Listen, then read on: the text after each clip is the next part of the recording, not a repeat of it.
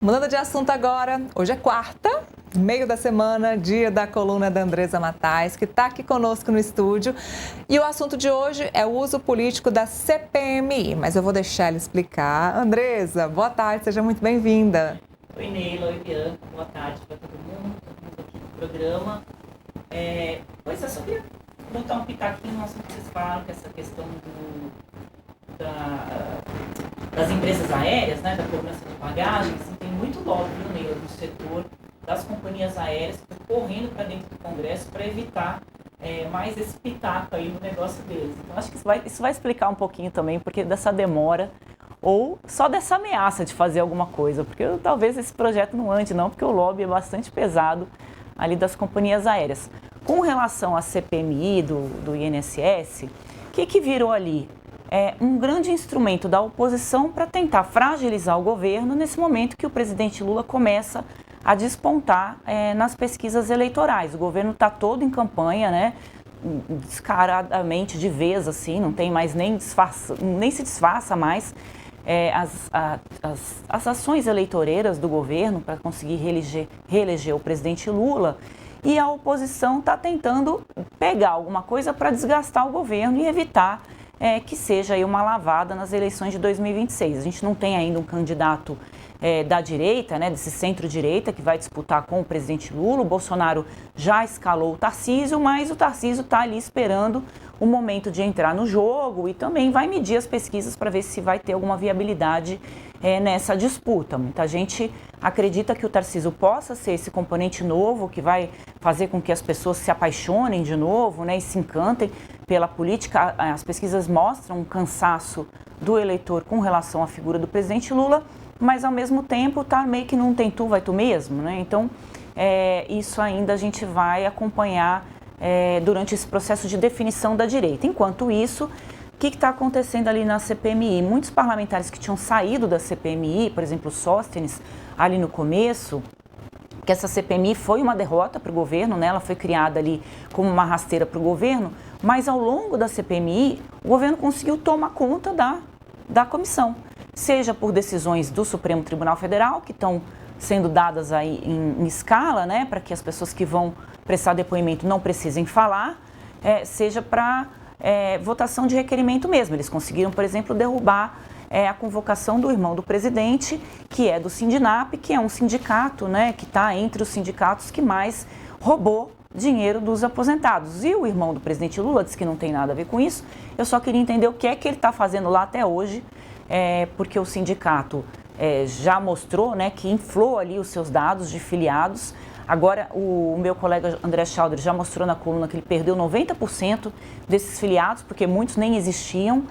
A Polícia Federal esteve na sede do Sindinap, fez uma operação lá e o irmão do presidente continua lá. É um desgaste enorme para o governo e o que a oposição está fazendo é isso, Neila, tentando retomar o controle da CPMI, vai voltar mais gente para dentro da comissão para tentar escarafunchar aqueles dados que estão chegando e ver se eles encontram, nem que seja um guardanapo anotado no cantinho ali, o nome do presidente, para tentar desgastar o governo e colocar essa crise no colo do presidente. Porque, em contrapartida, tem a Polícia Federal que está investigando aí muita gente do Centrão e isso vai ser um contra-ataque, né? Os dois lados querem ter tiros para dar nesse momento de pré-campanha, como vocês estavam falando. O Brasil já está em 2026, né? A gente só está fechando tabela aqui em 2025, mas a política já avançou para as eleições. Às vezes eu tenho a impressão, Neila, que já até foi a eleição, a gente já está no quarto, né, mandato do presidente Lula e já estamos discutindo o próximo Senado, de tamanho que esse assunto está embrincado, né, na política nacional.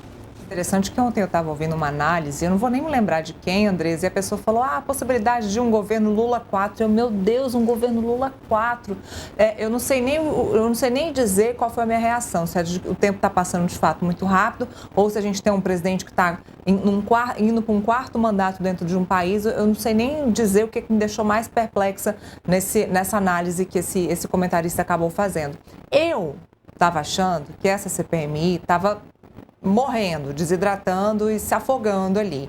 Mas, pelo visto, agora, como você disse, outras pessoas podem entrar e começar uma guerra aí contra o governo Lula, porque, de fato, Andresa, o governo Lula está deslanchando e a direita está ali sonsa, dormindo, a gente não sabe por que ninguém se manifesta. E essa CPI está operando milagres também, viu, Neila? Porque os deputados, o senador, é mista, né? Os deputados e senadores estão trabalhando das 8 da manhã até 2 da manhã.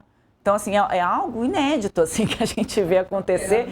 Só quando eles estão com muito afinco mesmo, é que eles fazem esse tipo de coisa, né, de começar cedinho, adentrar a madrugada, porque eles têm pressa, né? A gente está aí nessa questão eleitoral que a gente está colocando, então eles estão ali revirando e revirando documentos e ela tem ido até tarde. Está chamando muita atenção, Neila, porque a audiência da TV Senado, que é quem transmite, né, as sessões na íntegra, ela explodiu.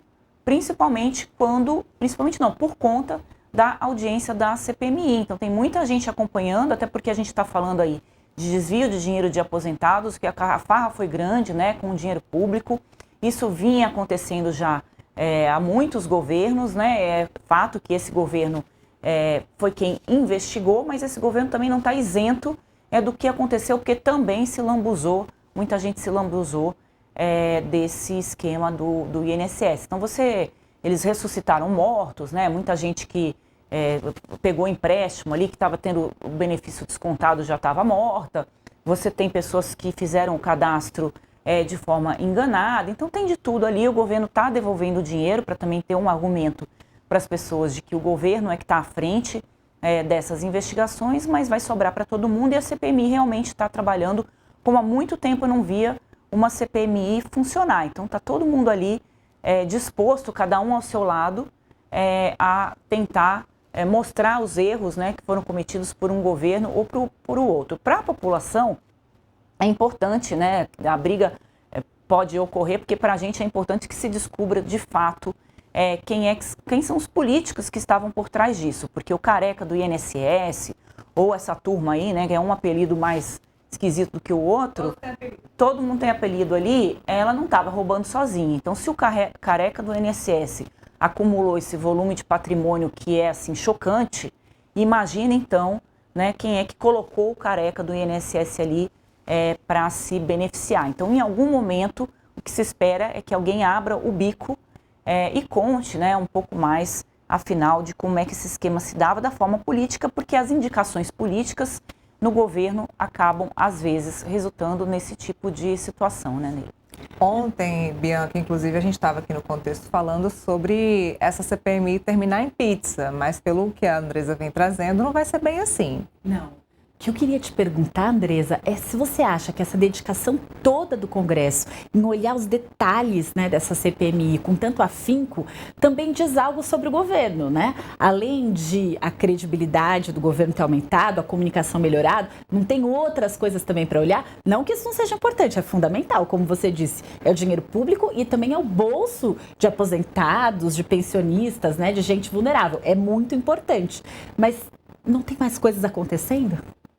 Então, tem muita coisa acontecendo, principalmente a questão econômica, que o governo está criando medidas atrás de medidas eleitoreiras, então o governo está fazendo gasto, só que não tem dinheiro para pagar essa fatura do cartão, né? Você pode parcelar em 10 vezes, mas no final você vai ter que pagar a fatura do cartão. É isso que o governo está fazendo, criando uma crise econômica aí para ele próprio, para um próximo governo, se o Lula se reeleger, vai pegar uma bomba fiscal ali na frente. E isso o Congresso precisaria se debruçar. A gente já viu, né, a questão que o Congresso não permitiu um novo aumento de imposto, mas ao mesmo tempo o Centrão vai lá e permite um novo aumento de gasto, porque são medidas eleitoreiras e eles também não vão votar contra, né, a isenção do imposto de renda, que é algo que o governo já vendeu como prato pronto, mas ainda está no Senado, precisa ser aprovado. Tem a escala 6x1, que na minha avaliação vai virar um leilão, né? Daqui a pouco vai ser 7x1, não, 5x1, 2x1, daqui a pouco ninguém mais, né, precisa trabalhar, porque esse é um assunto pop, todo mundo vai querer meter o seu pitaco. Tem a questão da licença paternidade, que também é um custo, né? Você aumentar a licença paternidade e que o governo diz que é o INSS que vai bancar. São medidas importantes, mas são medidas que precisam que você tenha dinheiro para arcar com elas. Então a gente não critica a medida, a gente só quer saber quem é que vai pagar essa conta. Então tem muita coisa a se fazer, mas a CPMI ela é uma parte importante, o Congresso tem essa prerrogativa de também fazer investigações, a Polícia Federal estava um pouco parada com relação a esses fatos, né, inclusive porque são fatos que atingem o atual governo, então a CPMI tem feito ali o seu papel de escarafunchar tudo aquilo. A motivação é política? Mas os resultados podem beneficiar todos os brasileiros. Agora, Andresa, é interessante você falar dessas medidas, porque me parece um pacotão de projetos eleitoreiros. Paternidade, PL das bagagens, o outro que você falou, escala 6x1. Então, a gente está agora em outubro, pertinho aí de 2026, como você disse, ano eleitoral. Não me parece, ou não te parece, um pacotão de medidas eleitoreiras? Totalmente. Daí tem o Vale Gás também, o Super Vale Gás, que o Congresso está ali para votar, que são as principais medidas do governo, e o governo também quer incluir, Neila, um pacote da segurança pública, aquele que a gente nunca consegue explicar, que a gente já tentou aqui várias vezes no programa, e continuamos sem entender o que tem no raio do pacote de segurança pública do governo, porque ele quer fazer esse enfrentamento com o Tarcísio, se o Tarcísio for candidato ao governo, à presidência da República. A segurança pública é um tema, né, muito ligado ali à direita, e o Tarcísio tem ali uma polícia mais violenta e que parte da população concorda com isso, acha que a polícia tem que atuar dessa forma mesmo. É um discurso antagônico ao discurso do PT, embora a polícia da Bahia seja do PT e mate tanto quanto a polícia de São Paulo. Mas essa questão da segurança pública, certamente a gente vai ver entrar na agenda do governo, porque é uma agenda que nas eleições ela vai pesar bastante, ninguém aguenta mais roubo de celular e outras coisas que a gente acompanha, essas facções criminosas, né, entrando cada vez mais em todas as áreas de atuação do Estado brasileiro. Então, são muitas medidas que tem na agenda. A impressão que eu tenho, Neila, é que o governo estava dormindo e, de repente, alguém foi lá, chacoalhou e falou, vamos, acorda que a eleição está chegando. Aí todo mundo acordou e aí é medida, pacote atrás de pacote. O problema é isso, né? Não tem um planejamento para essas medidas, para como que você vai arcar com o custo dessas medidas. O mercado está bastante preocupado com relação a isso, porque isso implica depois uma crise fiscal. Esses dias falaram, mas a imprensa critica, diz que são medidas populistas. São populistas na medida que elas não são feitas de uma forma séria, né? Coordenada ou pensada, ou como é que a gente vai financiar isso. E também, Neila, com a porta de saída, né? Quando você faz um projeto como um Bolsa Família, você tem que ter a porta de saída. A pessoa não tem que entrar num Bolsa Família e ficar a vida inteira lá, porque isso é um sinal de que o programa fracassou. A ideia é você dar a mão, ajudar a pessoa a se reerguer e aí ela vai andar por conta própria para que outras pessoas possam entrar. E não é isso que está acontecendo no Brasil, porque virou Bolsa Voto todos esses projetos. Para finalizar esse tema, o que não deve passar? O 6x1 deve ser um projeto que vão ficar lá discutindo, que está na gaveta, né? Parece que até que já foi aprovado, mas não saiu nem para uma comissão nem nada, porque não tem interesse também do empresariado discutir esse projeto. E a questão do auxílio paternidade, esse eu tenho um pouco mais de dúvida, porque foi negociado com o prefeito do Recife, o João Campos, que está interferindo muito no governo Lula. Ele entrou com tudo ali, até porque ele quer o apoio do Lula para a candidatura dele ao governo de Pernambuco. Então ele está ajudando o governo a pensar essas medidas que nas redes sociais têm bastante apelo, então pode ser que essa daí passe. E a questão do gás, essa é uma questão que deve passar. O governo quer muito que essa medida seja aprovada, que também é você fornecer, né, o gás de graça para essa população de baixa renda, porque o gás é um produto bastante caro e tem muitos indicadores, né, de que o governo precisa fazer uma medida nesse sentido. Precisa fazer todas, né? A gente é um país muito empobrecido, é um país que fica patinando, né, nisso. O problema é que as coisas são feitas apenas com essa lógica eleitoral. Isso tudo, né, Neila, da maldita reeleição, né? Exatamente, foi o que eu disse. Eu me assustei quando eu ouvi governo Lula 4. Eu não sei se eu me assustei mais, como eu disse, do tempo passar ou de um presidente estar pela 4ª vez comandando um país. Eu não sei o que é mais absurdo. Para mim também parece absurdo não pensar numa alternativa de esquerda, né? A direita está aí se debatendo quem é a alternativa depois. A gente está aí depois do Lula, ninguém sabe. Mas uma coisa que eu queria também te perguntar, Andresa, pensando até num contraponto, né? De fato, isso que você traz de não ter planejamento e aí muitas medidas importantes fundamentais para a sociedade brasileira acabam virando um pacote eleitoreiro, me parece que o problema de fato é a falta de planejamento, como você disse, e não colocar essas políticas, muitas delas importantes, né? A questão da licença paternidade é um debate antigo, importante, que também visa tirar uma sobrecarga das mulheres, dividir de forma mais igualitária, né, os cuidados de recém-nascidas, recém-nascidos. Então, me parecem todas pautas importantes, fundamentais. A gente esperava que ao longo de 4 anos essas políticas fossem sendo construídas no governo, mas quando deixa assim tudo para o final, fica tudo com cara de medida populista eleitoreira e não, de fato, política pública executada com seriedade, não é? Tem 2 pontos aí. Primeiro, tem que incluir nesse pacotão também a questão dos ônibus, né? Que o governo quer fazer a gratuidade do transporte público no país inteiro. Provavelmente isso deve avançar ali no Congresso, então é outra medida que gera custo para o país. Com relação a isso, ninguém está discutindo a importância dessas medidas que estão sendo colocadas. O problema é que o país suporta pagar essas medidas? Nesse momento, não. Então a gente está afundando o país num cheque especial que depois vai ter consequência para o país como um todo, né? O empobrecimento da população. Tem outras políticas que poderiam ser feitas nesse momento, segundo os economistas, né, que ajudasse o país a ganhar um fôlego na economia para depois bancar esse tipo de projeto e também pensar nas portas de saída, que foi o que a gente colocou aqui.